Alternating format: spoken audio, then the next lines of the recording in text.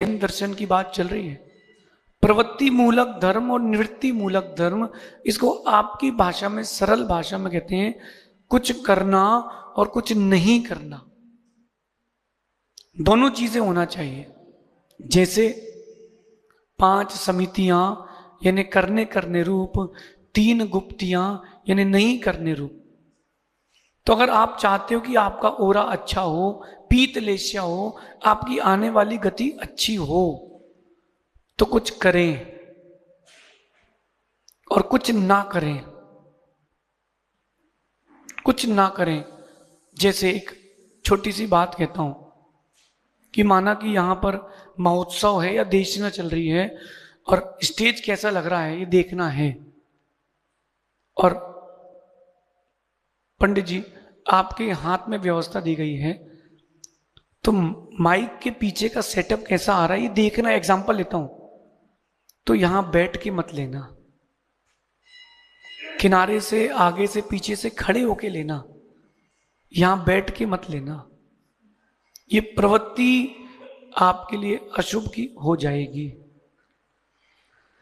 पीत लेशिया जिसको चाहिए है, शुभ लेशिया जिसको चाहिए है, गुड ओरा जिसको चाहिए है, कहीं ना कहीं उसके अंदर मृदु स्वभाव होगा। कल अपन ने यहीं पर छोड़ा था। और मृदु स्वभाव होगा तब उसकी परिणति दूसरे को आकर्षित भी करेगी। आज आगे समझना, जिसका स्वभाव मृदु होगा उसके पास दया दत्ती होगी, और दया दत्ती करना ये पीतलेशिया, येलो ओरा का 5वां कारण है।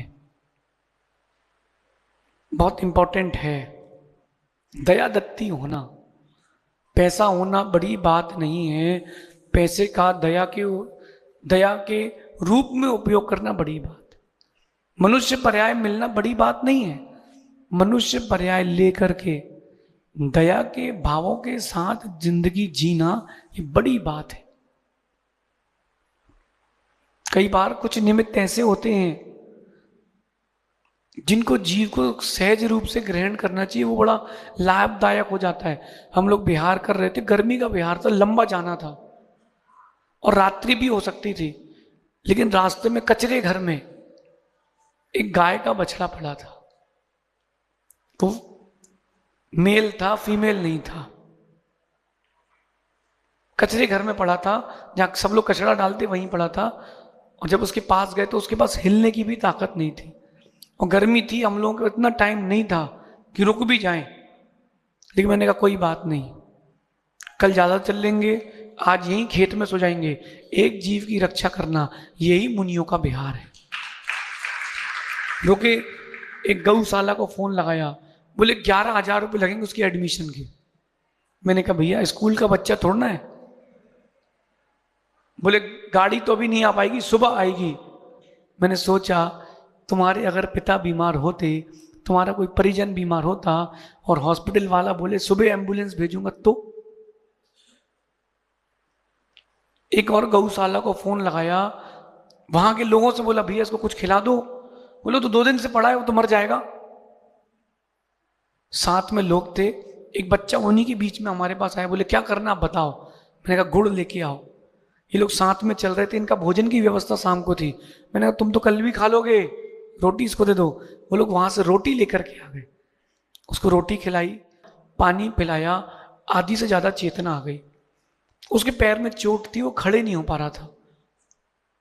एक गौशाला वालों को फोन लगाया, समझदार थे, उन्होंने अपनी गाड़ी भेजी एम्बुलेंस, और उस बछड़े को ले गए। वो जो बच्चा था वो लगा रहा उसके पीछे, 50 रुपए की गुड़ में वो गाय का बच्चा जिंदा हो गया।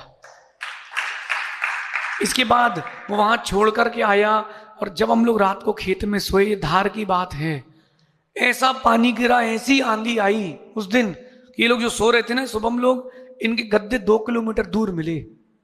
जो टी शर्ट उतरी थी तो मिली नहीं, कहां गई। याद है बेटा, उसी दिन की बात है। और रात को इतना पानी गिरा, वो बछड़ा वहीं मर जाता। लेकिन तुम लोगों का अपना, अपन लोगों का वहां रुकना, उसको गौशाला भेजना, अपने लिए दया दत्ती हो गई। यह है पीतलेशिया शुभ परिणाम। शुभ परिणाम, लेकिन कठिन है। जिससे लाभ होना होता है ना, उसके प्रति दया का भाव आता है।